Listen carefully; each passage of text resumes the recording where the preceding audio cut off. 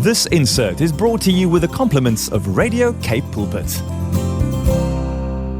In the studio with me, once again, Denise Padayachee. She's a lawyer by training and the founder of Wells Training and Mission NPC. It's great to have you in the studio again. Thank you, Wanda. Living a busy life, but the great thing about that is that we can always have that time with God where His Holy Spirit just speaks into our lives, and this is the moment. Absolutely. So we're going to make use of it. Now, today we're going to focus on destiny. We are made to live abundant, full lives. We hear this so often, but I wonder if we really know what an abundant, full life should look like. I think if we think about abundance, we think about the riches of the world and, all kinds of successful stories should be ours. And it doesn't happen, and then we feel we don't have an abundant life. Yes. What does the Word teach us on that? Well, I love Psalm 139. I've been looking at this verse a while, and it says in Psalm 139, verse 16, it says, your eyes saw my unformed substance. In your book were written, every one of them, the days that were formed for me. How amazing is that? Yeah. Days formed for us, when as yet there was none of them. And it goes on in 17 and 18 to say, how precious to me are your thoughts, O God. If I could count them, they are more than the sand. I awake and I'm still with you. And I love what the word says. It means it's saying God's thoughts are towards us. Every listener right now, God's thoughts is towards them. And not only are His thoughts towards us, He has ordained the days of our lives to come. He's written them in a book. That excites me so much. It's almost like you made intentionally. God didn't do it as an afterthought. Yes. I just had a conversation this week with somebody strange that we are focusing on that today, that said, at the age of 31, I don't want to hear that I have a lot of potential. I want to see the potential happening. I've worked hard and my life is going nowhere. Sure. Now, if I look at this book, this is the kind of book that you would want to give somebody. Yes. To just read through it and maybe just get a perspective of what it means when we say that God has a dream for us. He has a dream for my life. Yes. How would you explain this in a practical way? Well, I think that, sometimes we think we can accidentally just step into this dream, or we're a puppet on a string and whatever's going to happen is going to happen. It's not like that. He gave us a will and a choice. And the moment we help people to understand that, listen, God has a plan for you, but you choose whether to line up with that plan or not. And one of the ways that we're using to help people understand what their destiny is the prophetic, is that ability to hear from God, to see what God is saying, and to speak that into their lives. It's incredibly important. You also mentioned something about the enemy that comes and he steals away the dreams that God have for us. That's right. So God's desire for us is for our longings to be fulfilled. Yeah. Sometimes we would say, God, this 1, 2, and 3, this is what my life is about. Can you please just help me to accomplish that? But it goes further as to say the longings. He'll even fulfill the longings. Even the longings. I love that verse, Proverbs 13:12. It says, hope deferred makes the heart sick, but a longing fulfilled is the tree of life. And I've heard so many people, I'm sure you have as well, say, my desires haven't been fulfilled. I'm angry with God. Nothing's happened. And all the anger and frustration is on God, as though God didn't make it happen. But this verse so clearly says, there is longing fulfilled, which will be a tree of life. And there's unfulfilled longings and desires, which make the heart sick. And we have to know which comes from whom and be clear about important. that. Yes, because it's not God who desires our heart to be sick. His is the opposite. His desires fulfilled.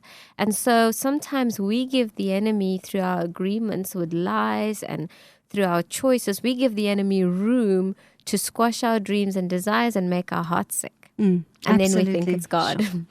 Now also, something very important, almost unexpected, that I read in your book is where you said, get to know you. What are you passionate about? Yes. We expect other people to make our dreams come true. We expect God to speak this dream into our lives and make it work as well, make it happen. Yes. But there's an important part that we have to play, and that is to know myself, to know ourselves, but also to know what we're passionate about. That's right. Sometimes I think we don't even know what passion feels like. It's so true. I think because life is so high-paced, it's almost like a rat race, that nobody's taking the time to realize, okay, what lights my fire? What makes me come alive? And it's those things, when we reach the end of our lives, it's those things that we would have wanted to spend the time on.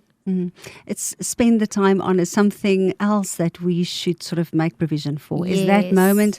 I sometimes think we as wives and husbands should give each other the space to go into a quiet place for a while, for a day, take a break away or something, and just go and find out what is it that really makes me feel passionate and alive, and then come back with a vision and a dream, and what is going to happen, next, and am I able to take my family on the same journey? Yes. So we sort of like just go smack bang into 2019 or 2020, and we just start living and start doing. Yes, we roll along as though we will accidentally stumble into purpose and passion, but it requires intentionality. Yeah, aiming at nothing will most certainly not hit the target. True.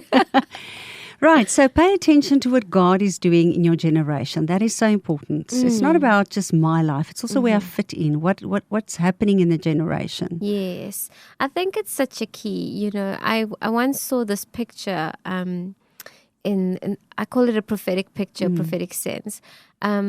I felt like I was standing on the edge of a cliff with God the Father, and there was this beautiful music being played that I could hear, and I knew instantly. You know how you know instantly something that's what it is. I knew instantly that it was the song of the ages. And it was like all the generations, the music from every generation coming through. But then there were parts of the music almost missing. Didn't make the music less, but I knew there were parts missing. And so I asked him, Papa, what is that? Why does it feel like there's almost gaps? And he says, those are people who never lived, who never sang their song. That means they never lived their destiny in their generation. So everyone we're placed in this time, in this generation for a reason, and some of us choose to live it and some not. And it will always be missed, that they never sang their song will be missed. Oh, this is profound what you're just sharing. I remember when my brother died in an accident, somebody said, when we are missing or missed, it doesn't mean to say that role cannot be fulfilled in your life again. And it's almost like I want to say to people, you're irreplaceable. If you didn't play your part, it's not true that somebody else can play that part. No. It was your calling. You were supposed to do it. Exactly. So it's almost like you have to play your role. You can't sit back and think you're insignificant. You have to. And when I saw that vision, I wanted to get up onto every pulpit or every platform and say, people, sing your song, like live your story, because it's going to be missed. It's a huge part of what God has designed for I don't know, the ages, for eternity. See, we work for a boss and we do what the boss wants and we lose our dream. Yeah. We marry and we want to please our partner and we start living their dream. And there comes a day, and it will come if it hasn't arrived in your life yet, that you will realize that God wanted you to live your dream. And He would never, ever give you a dream that doesn't fit into your generation, your place of influence, isn't it? That's so true. And, He never made anyone to play second fiddle in a way. We all have a central role in a story. Love it. Yeah. So each person, there is nobody that's meant to be someone else's shadow. Of course, we support each other and it's like co-laboring, but each person's a star in their story. It's important to follow the protocol and follow the old ways. It's solid and we can learn a lot from it. Yes. But to redirect our lives in the direction of our destiny, we'll have to think out of the box. That's what you said. We would have to think out of the box. Explain that one to me. Does it mean no boundaries, no limits? Where do we go to? I think no boundaries or limits in terms of our thinking. Yeah. I think when it comes to destiny or purpose or passion, or specifically if someone's a Christian, we think destiny means, okay, I'm going to give up my job and become a missionary, or I'm going to, as much as I love missions, or I'm going to become a pastor, or I'm going to serve as an usher. I mean, those are all amazing things. Those are the typical things as well. Yes, The those inside are typical. the box. Exactly. But God wants to break our boxes because He created everything, every sphere of society. And so He has dreams for us to live that go way beyond the box. Like me with engaging law at the moment. There was a time where I thought the best thing I could do was just be a pastor. And that's amazing. But then I realized, well, I can also be a lawyer. And that brings God glory. So I think He wants people to break out of the boxes of what's spiritual. I love what you're saying.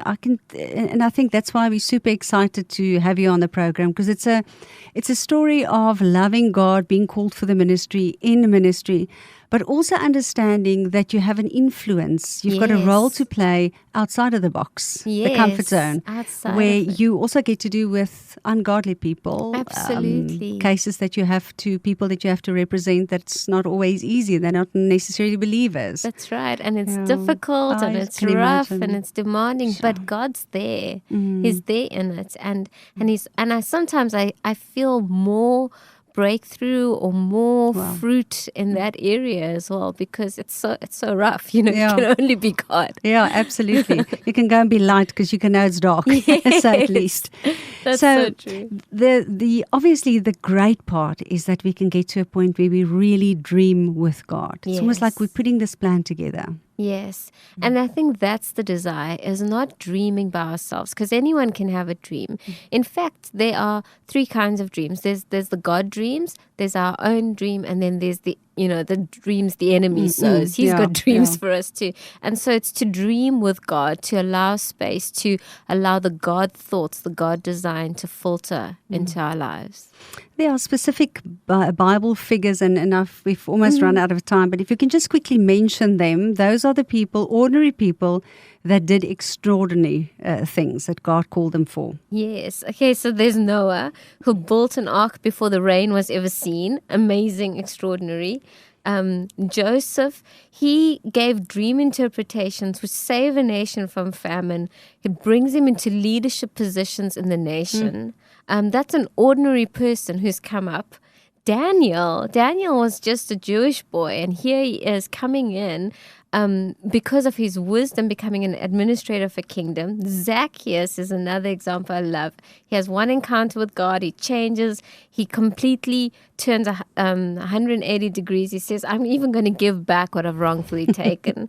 Then there's Esther, the example we love as women, saving an entire Jewish people. And she was just one beautiful girl.